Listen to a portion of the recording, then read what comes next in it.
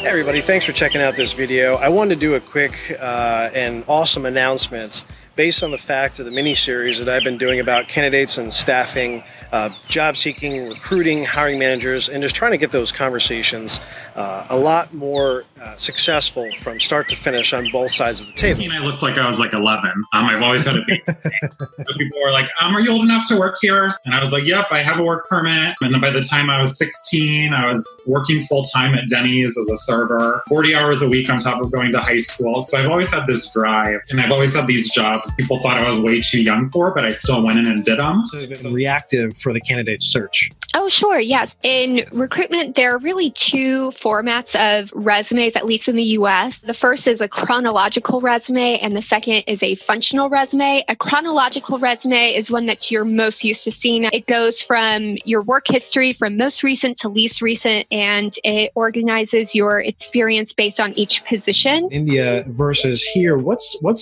is there a different approach when you are recruiting or hiring on talent? There is, because I've already and only worked in technology departments when I was in India. It's totally different than the United States in terms of the process and the streamlining of the process of the whole recruitment. Recruiting is still a human business, right? So you still need the human element, because in AI, while they can figure out what makes you tick, it's the personality that matters. It's what makes you, not only what makes you tick, but how you talk to people that also matters. So many things. At a later time, if that's okay. Still wanted to talk, but gave me one-word answers. Wow.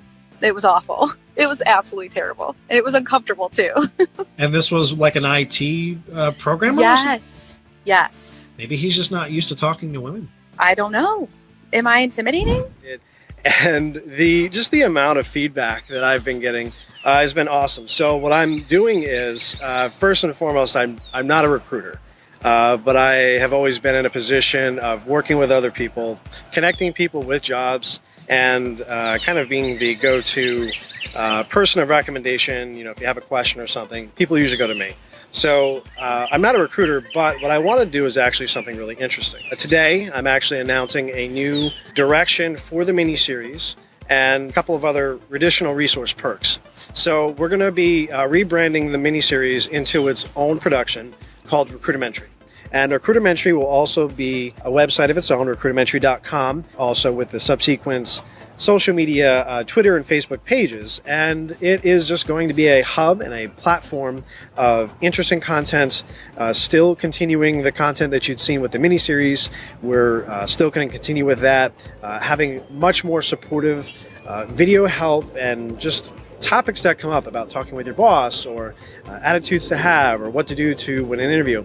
And I'm going to be collaborating with so many different people coming up that I'm really excited to make this announcement. But a lot of them are going through these writing programs on how to write a resume, and they're focusing on verb tenses and you know, grammatical structure and outlines and stuff. But that's not really what needs to happen, what they need to focus on. They need to focus on the content. Same thing. It's the opportunity to extend a job offer to somebody.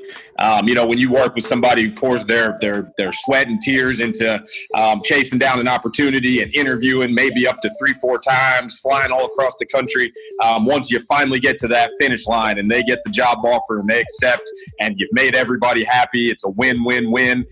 Those are the moments that I get out of bed for. I don't want to know the nuances of how they do things, because quite honestly, you know, even when I was being recruited, I felt like there was pieces of the puzzle being missed. You know, the people who were talking to me about, hey, this particular job, I want to put you in front of this client. I thought, I don't know that you're asking the right questions. I felt like I could do a better job. There are all different aspects of hiring, from the candidate side and also from the company side, trying to get that right fit. And I just feel that there's a lot of these pieces that are missing as part of the conversation.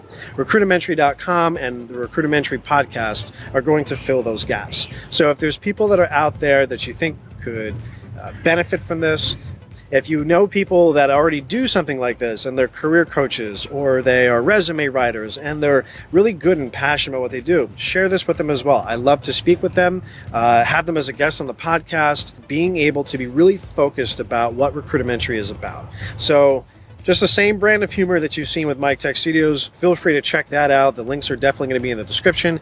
But this also opens the opportunity for those of you who may want to help sponsor future content or want to collab together with partnering with your services or things of that nature. Please get in touch with me. Hopefully you guys are excited. Definitely going to shout out to some of the other people that I've had on the podcast previously. Looking forward to new guests that I have lined up. And over the next couple of months, tune in, check it out. Let me know what you think. Feel free to get in contact, Facebook, Instagram, Twitter, MidKnight Studios. If you're going to reach out to me directly, MidKnight.tv if you want to reach out to the website directly. And hopefully we can work together. Thanks for tuning in, and we'll see you next episode. Appreciate it.